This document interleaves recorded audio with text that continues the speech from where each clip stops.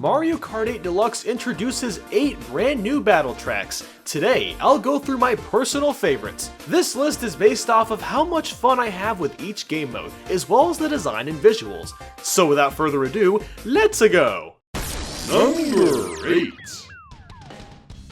Starting off our list, we have the most basic track of the bunch, Battle Stadium. A lot of the assets used for Battle Stadium come right from Mario Kart Stadium. The road, signs, ramps, and even the large Mario figure is all a part of the track. The layout consists of several long roads, with 2 circles at each end and 1 small one in the middle. Battle Stadium is probably the largest battle track in the game, and it shows, seeing as it can be hard to find players sometimes. And it's not even because the map is so big. The narrow layout makes it harder to see what's ahead of you. I don't really favor this type of design since it's slightly reminiscent of the so-called battle tracks from the original Mario Kart 8. With that being said though, I still have a lot of fun with this track. The circles allow you to easily change your route without other players realizing it. This can make for some stealthy gameplay.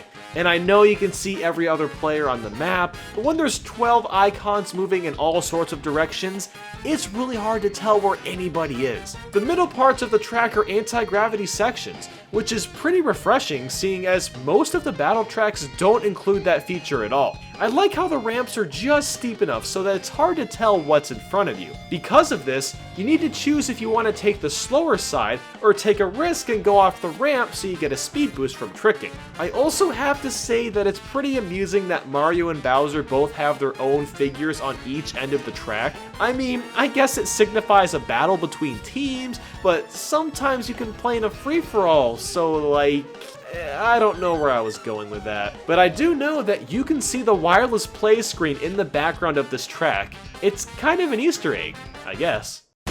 Number 7.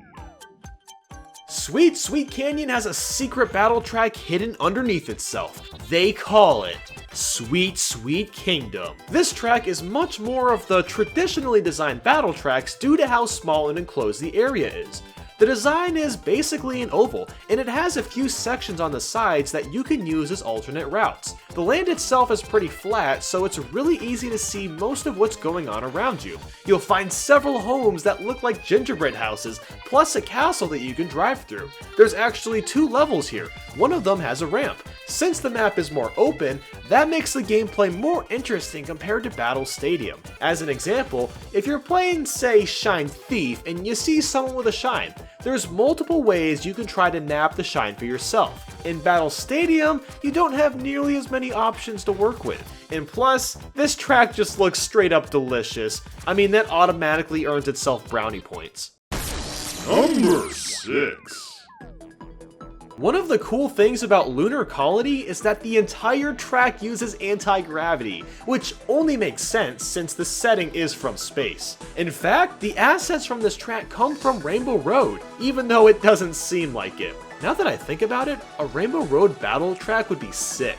Anyway, the layout is basically one giant circle. In the middle is a rocky core, similar to what driving on the moon was like in Mario Kart 7's Rainbow Road. On the edges is the space station itself. Everything is interconnected. While it's cool that Lunar Colony is anti-gravity for the whole race, I'm not the most fond of the light gravity. It's not that big a deal, but it takes some adjusting seeing as you catch more air when going off either a ramp or a bump in the ground. The music is pretty nice as well, but it's not the most catchy or addicting piece. But for what it is, the music works well with this track. Lunar Colony is almost completely open aside from some barriers surrounding the edges. What really makes this track challenging and unpredictable is all the bumps from the rocks that you can trick off of. Some of these bumps are steep enough that they'll kind of hide a player until they've already driven across, which can make hitting players with items very difficult. It's a good kind of difficult though. You have to pay a lot of attention to your surroundings as well as what the players are doing. This is quite an interesting track, that's for sure. Number 5.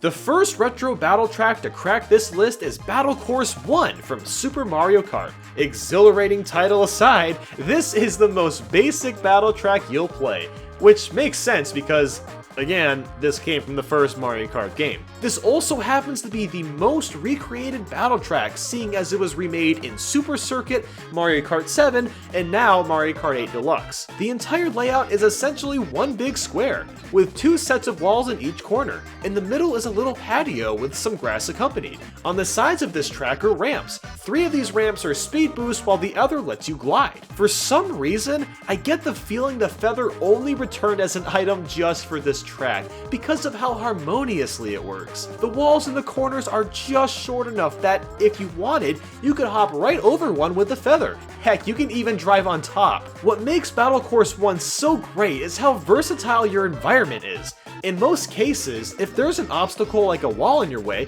you have to drive around it. For Battle Course 1, if you have the feather, you can break those set boundaries and change your path on the fly. This allows for some extremely engaging gameplay since you never know when someone will get access to a feather or not. Visually, Battle Course 1 is very colorful, but the theme stuck with the old school roots, so don't expect anything too eye-popping. Still though, this is a classic, and it's nice to go back to the past in these modern times. Number 4. Up next is Dragon Palace, which is clearly inspired by Dragon Driftway, one of the DLC tracks from Mario Kart 8. What's different about this track is there's 2 different areas, both of them are pretty wide and open. The first half is inside the palace, which includes 2 separate floors. The other half is right outside the palace, complete with 2 giant dragon statues. What I really love about Dragon Palace is how each area has similar play styles, but are yet different at the same time. Also, driving through the windows doesn't get old. I love when games let you do that. Both of these sections are uncluttered and leave room for lots of opportunities to get items cracked on other players. The music is also really great. It's not much of a change in comparison to Dragon Driftway, but now there's some new "ha" and "hey" voices thrown in, and it gives the track an even more ancient vibe. Number 3. Our next battle track is another remake from Mario Kart 7, Woohoo Town to be exact. Based off the name itself, you battle it out in a town based off of Woohoo Island. The layout overall features lots of streets, plus an open area around the middle. Now, you might be wondering why this track compared to Battle Stadium is better to me, since Woohoo Town has lots of narrow roads like Battle Stadium. The difference is that the space itself is much smaller and more compact. The roads may be narrow, but there's lots of different turns and streets to drive by, leaving plenty of opportunity for people to come after you and vice versa. You can even drive through a basketball court, which is really cool. I've heard that you can throw bob-ombs through the hoops, but I've never tried it, nor am I skilled enough to try that. The track is visually stunning. It's probably the most beautiful looking battle track in this game. If you enjoyed the music from Woohoo Island or Maka Woohoo, you'll be glad to hear that piece is remixed for this track, and it's nothing short of spectacular. Now, while I still prefer the more open tracks, Woohoo Island is truly special for how dynamic it really is. Number 2.